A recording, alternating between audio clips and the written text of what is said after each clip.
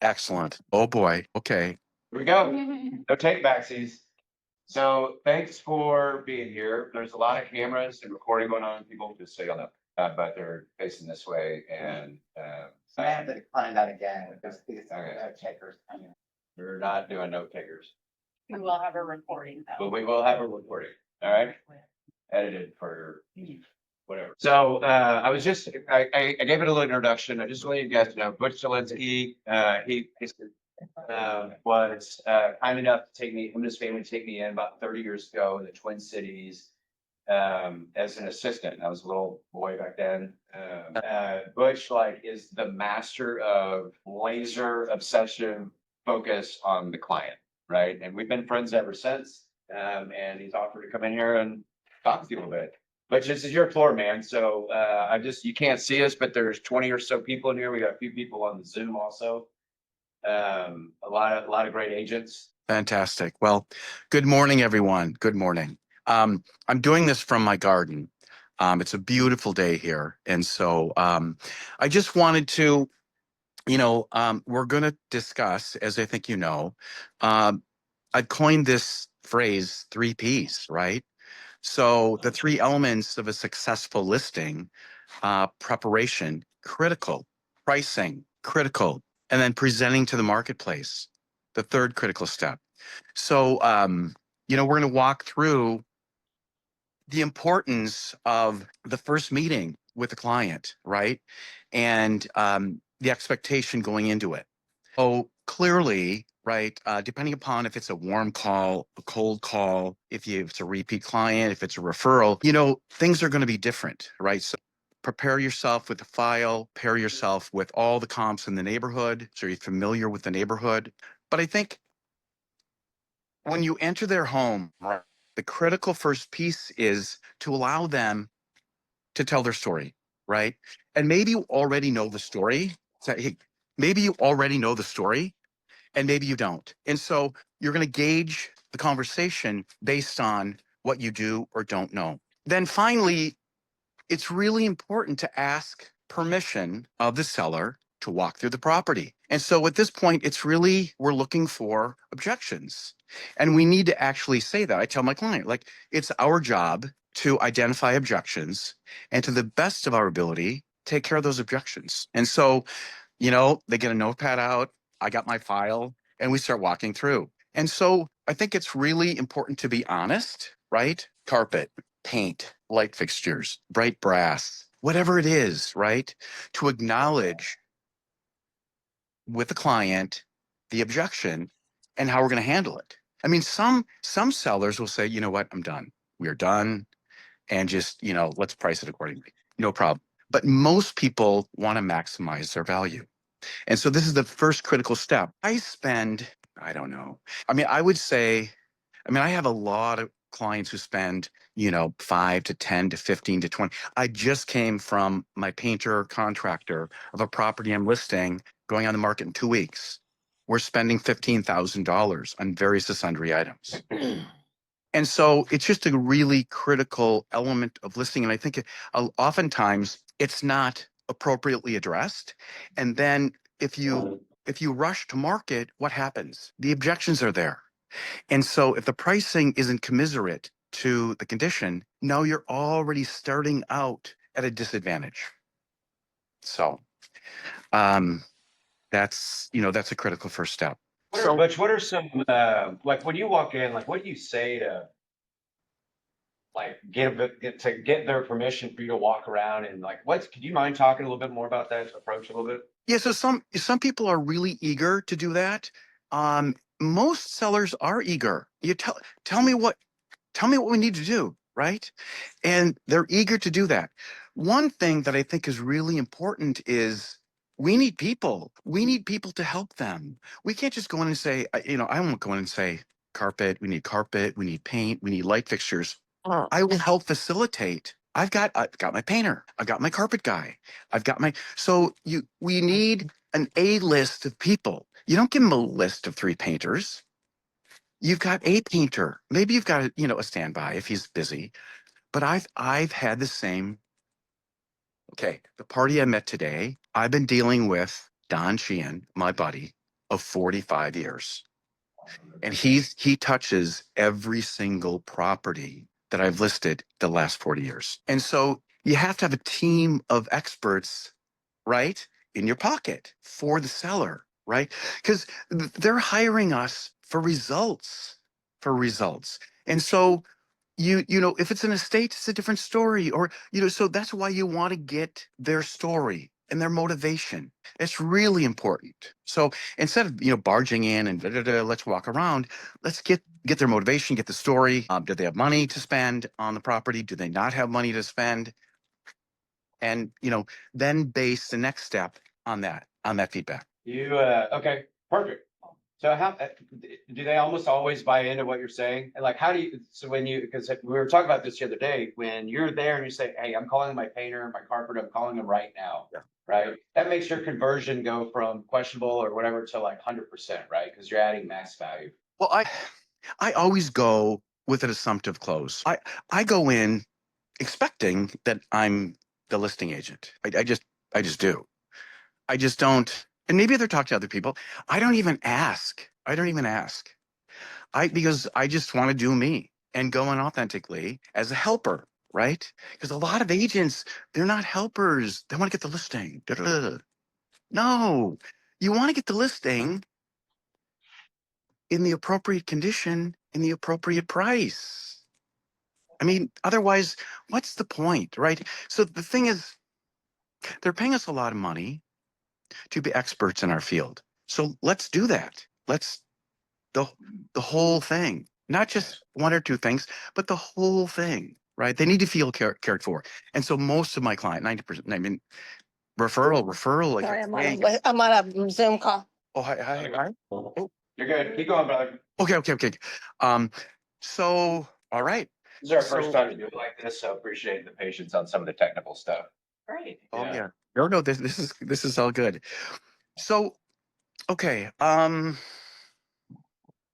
Yeah. And you know what? Sometimes I walk in and I say, you know what? I can't sell this house with you living here. I just tell them. And they're like, I thought you'd say that. So then we move everything out. We replace the carpet. We do the paint job. We do. And so it's just important to have an honest conversation, an honest assessment. It's really important. So what happens if we don't take these careful steps? What happens? We go on, prices are next. And then what do we just clamor for? Feedback. Seriously? Okay, I'm not saying feedback shouldn't be sought. Feedback shouldn't be the reason. Like, wait. We're the listing agent, so we should know what we're doing. So we should not put the onus of feedback to help get the price reduced, get the carpet but and I see that over and over again. Give me some feedback. It'll help me. I really like what? No. If you prepare it and price it and present it, you won't need feedback because it's going to sell. There's going to be a perception of value. Okay. Yeah, that's pretty good, actually. Yeah. Yeah, don't get feedback. You should know going strong with what Yeah. you It's already just, it's back in the day, Clay, remember, like feedback. Now it's become its own animal. Yeah. Oh, you send me feedback. Give me feedback. What? Here, okay. And I tell my clients this. I'm like, what's feedback? And I tell my sellers, if somebody comes through the property with their agent and they don't come back for second showing, that's our feedback. They didn't perceive value. So it's our job to get it right out of the gate by preparing and pricing and presenting. So when they walk through, they're like, wow, this is a great house. Bingo. Okay. Yeah. You go, so you walk through the house and you set the stage, so to speak, for like how you operate and why you've been, I mean, I think you're like stone cold killer, right? So Yeah. people, I mean, I've seen it, I like worship the ground Butch walks on when he walks into the room and like they want to hire him. There's like no rush, nobody compares, but you set the stage for what to expect and why. Then what do you do next on the price part? Yeah. So the pricing, this is another area that's so critical and we need to take the time. So preparation it's a thing. It's an important thing. Pricing is critical. So, oh, let's try it. It's a $599 house. Let's try it at $629. Okay. So I've got a comp. And by the way, pricing, your comp needs to be a like kind property. Okay. So if you are in a Ramble, you're going to be listing a one level. Okay. Find a one level comp. Even if it's, a mile or two away. Don't use the 2-story next door to the ranch. Don't do that because it's a different product. And what I do, and I have for decades, cost per square foot. I take the price, divide it by the square footage. That's the cost per square foot. It's a very, very close indicator to what likely it's going to sell for. It really is. Now, given condition, you're right, kitchens, bathrooms, that sort of thing, that's important. However, it's magical when you really, instead of looking at a macro view of a market, look at a micro view. You've got a property and find one good comp or two. Even if you can't find two, if you've got one good comp, use that comp. Don't confuse yourself and confuse the seller and confuse because you're going to get cost per square foot all over the map, depending upon the product. So I take a lot of time with my client. I just listed a big guy, a million. I said we need to be 1,600,000 to 1,700,000. Okay, so I pulled every single comp, higher, lower, and I honed in and I found one comp that was terrific. And so they took me like, we want to meet you for happy hour. I'm like, great, okay. So we met for happy hour. And I brought the comp. I brought a bunch of comps, but the comp that I wanted to use, we went over the rooms, the square footage, the acreage, boom. And so we decided to $275 a square foot. That's where we'd be. 1.649. Okay. That was our number. We were all with three of us, Lee, Kirk, and myself. We were all on the same page. We were aligned. First day in the market, 4 showings, almost 2 offers, 1 full price done. So, and it doesn't matter if it's 199 or 3 million. Don't be confused by, the price of the house. I mean, the market, 200, 300, 2 million. It doesn't matter. There's a number for every product. It's our job to find that number before we reach the market, not after. And especially in a declining market or a soft market, that Clay indicated that it's a little soft. Get in front of the curve. Don't be behind the curve. Get in front of the curve. So if there's a Rambler that sold for 619 6 months ago and the market's soft, guess what? It's 599. All right. Yeah. Don't try. Don't. In a declining market, you've got to be super careful. You know what? Pull all the actives. Pull all the actives. Look at all these active. That's another thing. With this big guy out in Chanhassen, it no competition, zero competition for acreage for 6,000 square feet. No, none. And so that's critical too. Is there competition for your product? Okay. So do your homework. Become an What do you expert. do? Yeah. What do you do when somebody says, let's try, and they're just sticking to, I want to be 10% higher than the market. I want to be, no matter what the market is, right? How do you, or do you navigate that kind of a conversation? Because we come across that pretty regularly. Yeah, no, of course you do. Denial. Everyone does. Everyone does. So here's the thing. So based on the information that we just went over, can you tell me why you're thinking this?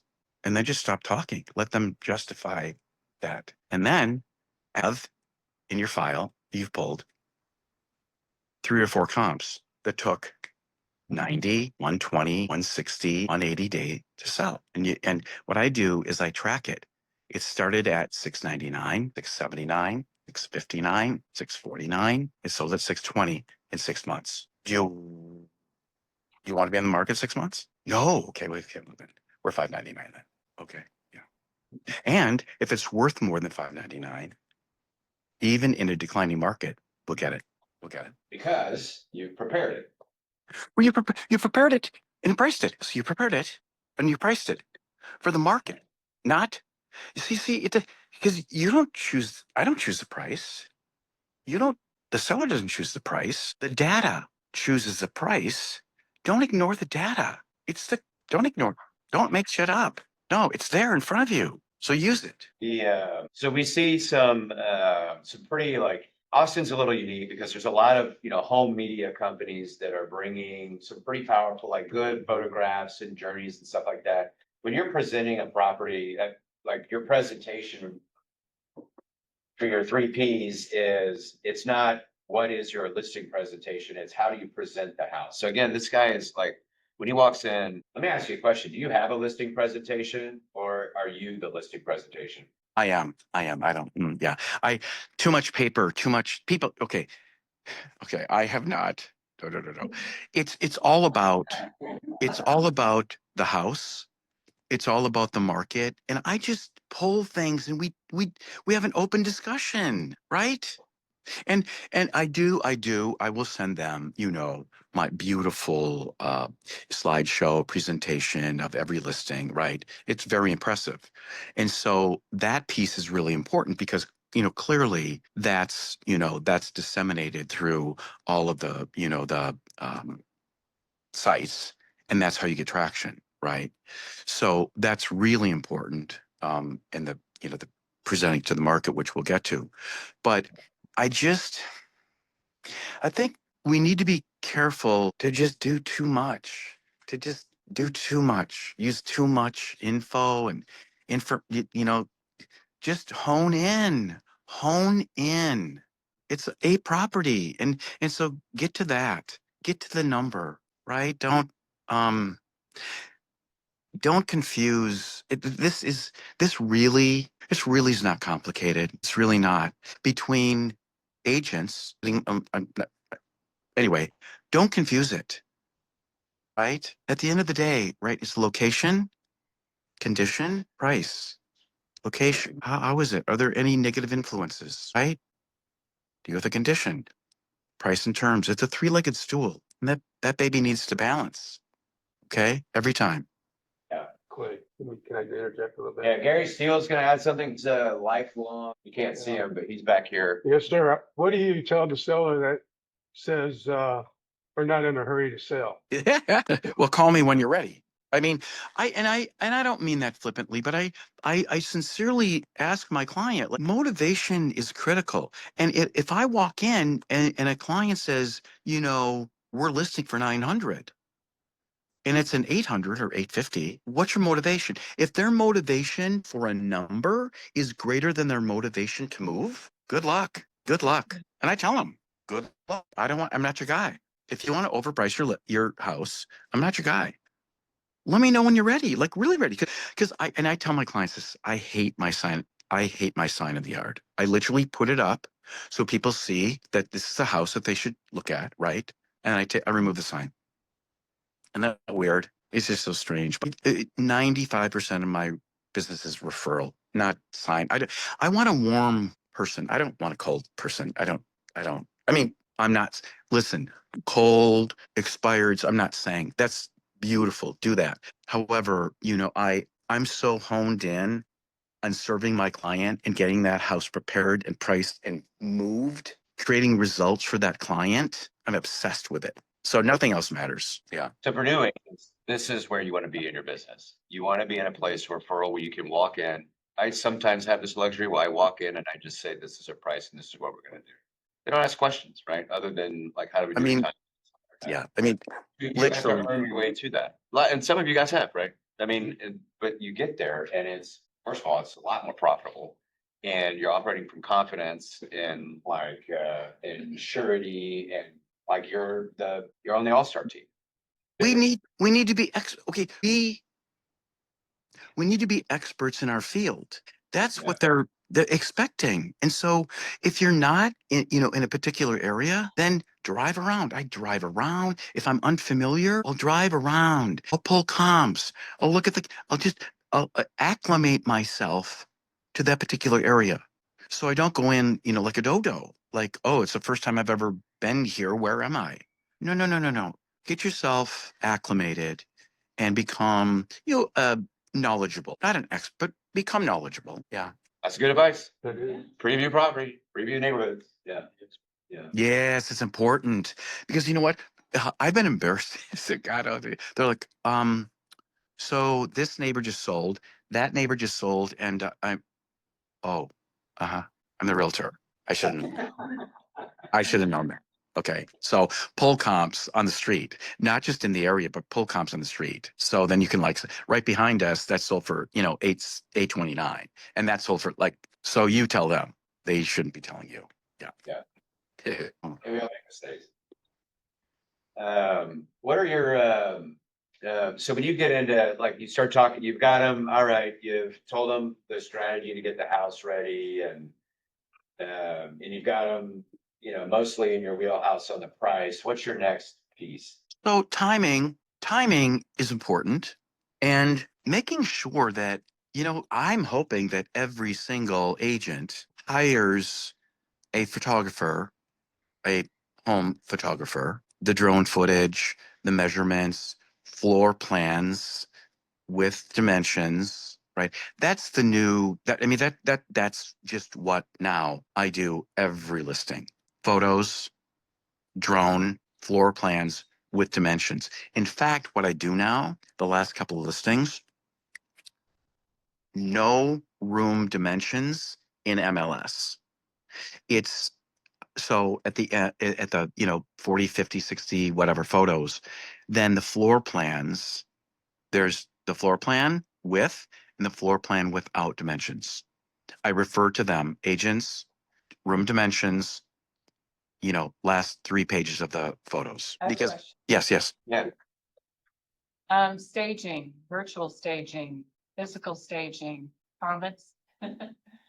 Yeah.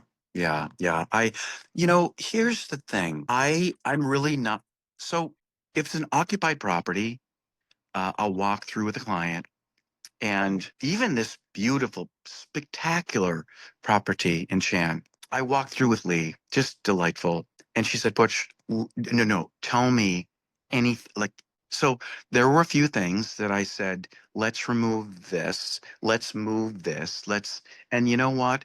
Because it didn't feel right. And so, what I would say is, I always, the phrase I use is when in doubt, take it out. When in doubt, take it out.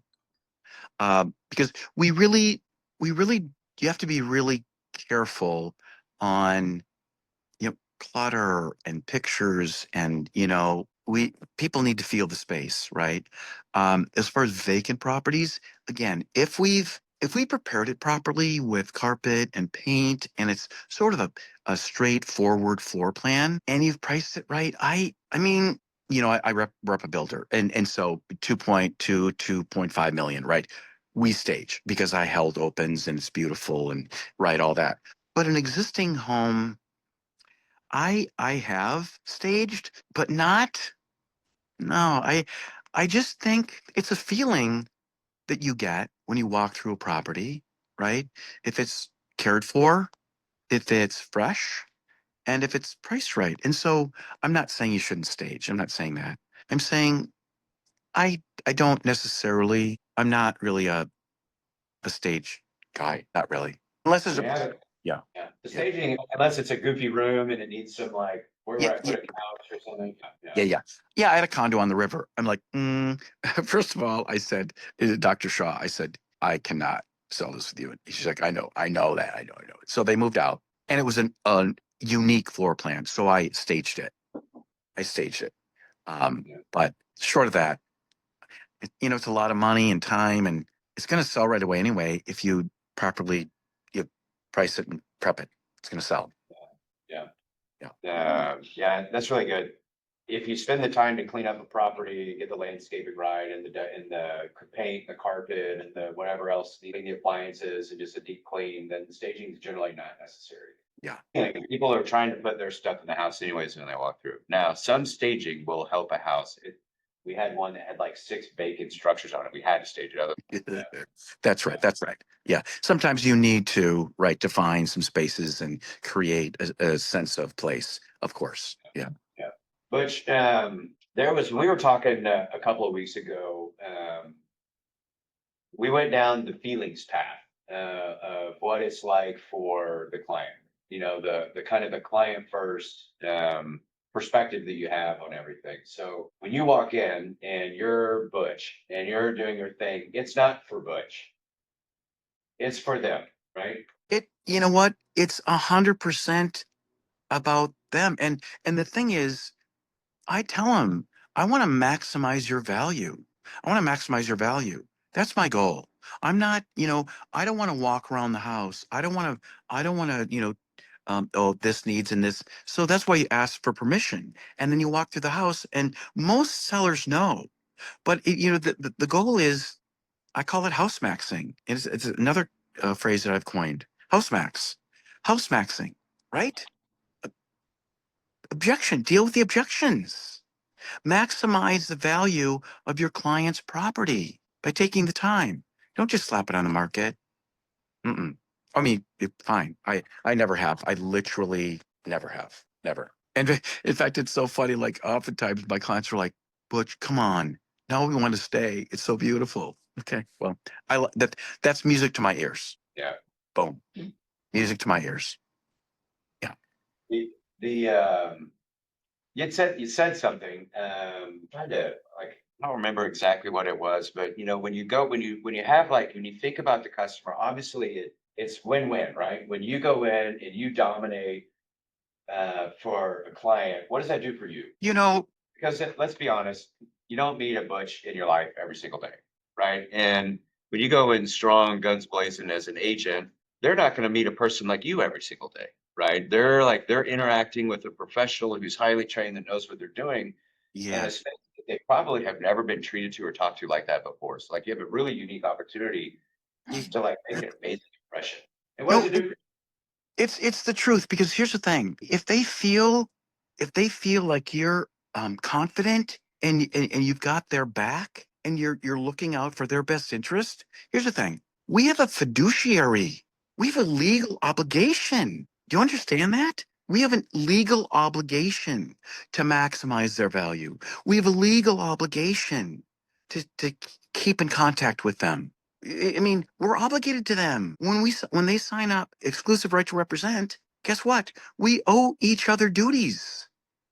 I take that very seriously. I got a buyer hat, I got a seller hat, but I take my role very seriously. And they know it, they feel it. So be confident. Be confident in your ability. And you know what? And be authentic. Don't be me. Be you. Be authentically you. That's how you make, don't, this is how I should be. No, no, no, no. Show up the way you want to show up. Yeah. Put the client first. Yes. Yeah, I work my ass off. And I tell them, anyway, I don't want to be off color, but I'm like, you know what? I feel, and this is the truth, whether it's CEO, CFO, COO, one of surgeon, whatever, I have such respect for these people. I admire them greatly. And I tell them how much I admire them. They're busy. They're busy. They want me to take care of them. They want me to take care of them. I take care of them. This new listing was so fun. And they're so sweet. So I also, when I list a property, I typically will have the photos on a Wednesday, Thursday, sometimes coming soon, and that's a whole nother ballgame. But, what I do is I always hold an open on Saturday and Sunday, the first few days on the market. Always. Why? I don't have, okay, I'm not a team guy. I have to be present. Every detail has got to be by me. I'm present because I want to make sure we got it right. I want to make sure we got it right. And the only way is to be in the space with agents and buyers. And I always there's a great florist here, Artisan Flowers. I go get a crazy bouquet. I spend, whatever, 100, $200, just like plop that thing on the island. You don't have to, whatever. You don't need to do that. But my point is do something special. Make the client feel special. Yeah. That's all. Oh, yeah. Like family. I mean, honestly, I have to tell you, a lot of my clients I've done, I don't know, millions, 10, 15, 20 transactions with a number of families. And that because I treat them like I care. It's not a transaction to me. It's a relationship. It's a relationship. 100%. I don't want a transaction. And if you need, and also if there needs to be a tug of war, if it's like, if we should go in this, not you, we, because we're one. If I refer to us as we, us and we, then they feel like we're one. To the you, I don't know. I always use us, not me, not you. Yeah. Yeah. You're gonna talk about tug of war. What are your? Yeah.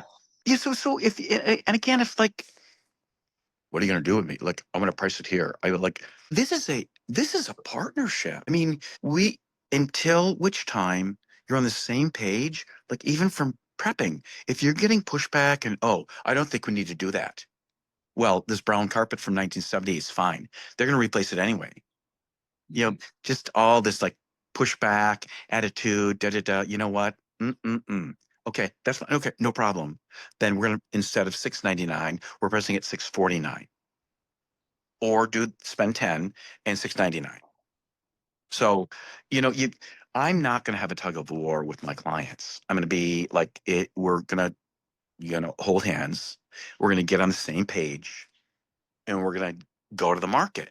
This is a partnership. This is not, no, I'm not doing that. Yes. He said something a second ago about, I admire you. Have you ever said that to a client? It's a game changer. You get a buyer and they've saved up money to buy a house. Congratulations. Good job. That's awesome. Start saying things like that. It change the relationship in a heartbeat. Yes. Right. And guess Yeah. what? Yes. Like, what do you do? Oh, hey, tell me what you do for a living. Well, I'm a COO of blah, blah, blah. I'm this company, but take an interest in your clients, right? Take an interest in your clients and their kids and their grandkids and their life. I mean, I don't know. I do.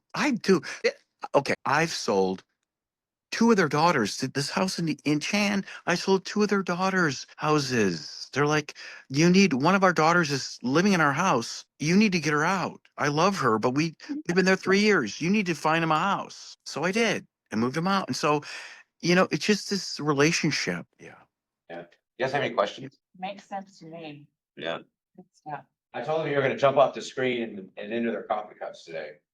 When I met him, I was like, oh boy, this guy has like a ton of energy and then just like direction and focus, right? So I was his assistant, and this was when technology was Photoshop, and we had our own little color printer and the ink would bleed all over the place. Yes. Yeah, and I'm like, man, he is really particular about stuff. I cannot show him this. And like, I would turn it, you'd be gone all day and be like printing stuff, like, getting a Kleenex, trying to clean the color bleeds. It translates it for the customers, like sometimes, Books, do you ever have to run interference between partner and partner, husband, wife, husband, whatever, like? Oh, 100%. 100%. No, Lee and Kirk, like very delightful people. But Lee would say, Butch, you need to say something to Kirk about, or Kirk, Lee is very, absolutely. And respectfully, they're not fighting, but they view things through their lens. And it's my job to, maybe mention something or reinterpret something in a different way. That's it. So, yeah. You want to be connected and feel like they can trust you and you have integrity and you're transparent about everything. Yeah. It's just the best. Yeah. Yeah. Mm-hmm. Awesome. Mm-hmm.